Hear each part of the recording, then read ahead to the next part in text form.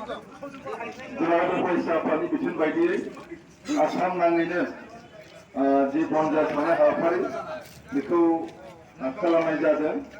बे समाव गिबियावनो दिनै नुजाफैनो हानाय चिरां जिल्ला एबसुनि मानव गेदेर बानसु आफादगिरि, चिरां जिल्ला एबसुनि मानव गेदेर बुंथिगिरि, चिरां जिल्ला एबसुनि मानव गेदेर गासैबो नेहाथारि आरो गुबुन जाना थानाय मानगोनां नोंथांमोन आरो दखर आफादनिफ्राय नुजाफैनो हानाय मानगोनां आफादगिरि, गाहाय नेहाथारि आरो गासैबो मानगोनां नोंथांमोन, दालाय आफादनिफ्राय नुजाफैनो हानाय साफ्रोमबो जोंनि दैदेनगिरि नोंथांमोन आरो गासैबो बे समाव नुजाफैनो हानाय साफ्रोमबो मानगोनां नोंथांमोनखौ बे समाव दिनैनि जि बनजा थानाय हाबाफारि बेयाव बरायबाय। दाना बे समाव जों मोनथिगौ आसामाव दाखालि 20 जुन बे दिनखालि आसामनि भारतनि जि इलेक्शन कमिशन बेयो मोनसे ड्राफ्ट खसरा गासैबो एसेम्बलि सेगमेन्ट आरो लकसभा बियाबफोरनि दाफामनायनि सायाव मोनसे खसरा ओंखारदों। बे खसराखौ जोङो बरायदों आरो माखासेखौ जोंनि खुलिनायखौ जोङो दिन्थिदों।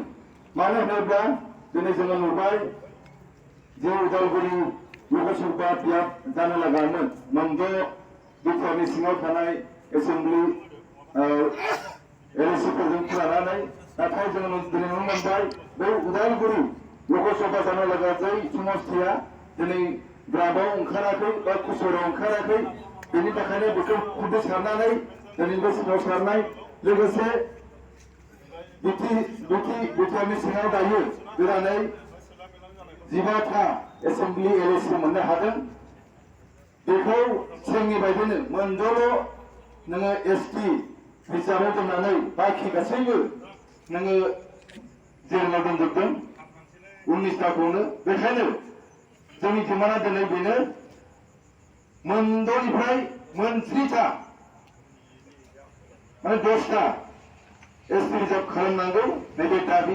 बेनि अनगायैबो आसामनि जोंनि गोबां नैबे एसेम्बलि जिखिनि गोदानै खसरा ओंखारदों बेयाव जोंनि बर'फोरखौ जेराव बर' मेजरिटि थानाय ट्राइबेल थानाय ओनसोलफोर बै ओनसोलफोरखौ दिनै बोखाव-बोसि खालामनानै जोंखौ दिनै फेक्टर गैयै नोङो माइनरिटि मोनसे खालामदों। जों बै ओनसोलफोराव थांनानै जोंनि भटफोरा भेलुलेस जादों। बेखायनो जों जेराव जोंनि बाथ्राखौ बुंनो हायो, जेराव जों फेक्टर जानो हायो, जोङो जेराव देरहानो हायो, बै समस्थिखौ मोनफिननायनि थाखाय दिनैनि बे क्रस रेलि बे समाव बे रेलिखौनो बे रेलियाव बाहागो लानो हानाय जोंनि चिरां जिल्ला एबसुनि मानव गेदेर बानसु आफादगिरि मुस्रि चन्द्र बसुमतारीखौ दिनैनि क्रस रेलिखौ गावनि बेसेन गोसा बिबुंथिजों बेखेवनानै होनो खावलायबाय।